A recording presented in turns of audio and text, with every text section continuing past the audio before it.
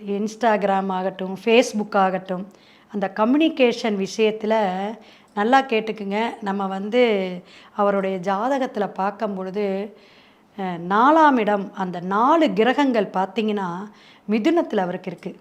அந்த இடத்துல தான் அன்னைக்கு குருச்சந்திரன் வேற ஓடிட்டுருக்கு.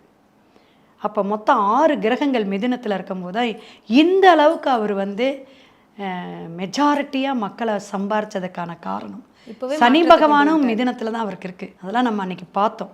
ஸோ அந்த அந்த கூட்டணி பார்ப்போங்களேன், அந்த கூட்டணியே கிரக தொடர்போட டிவிக்கு நல்ல ஒரு அமைப்பில் மிதுனம் தொடர்பில் இருக்குது. மிதுனம்னாவே சினிமா துறைமா, கலைத்துறைமா, அதில் வந்து 11ஆம் பாவம் மிதுனத்துக்கு 11ஆம் பாவம் மேசத்தில் தான் உச்சம் பெற்று வேற இருக்கார்.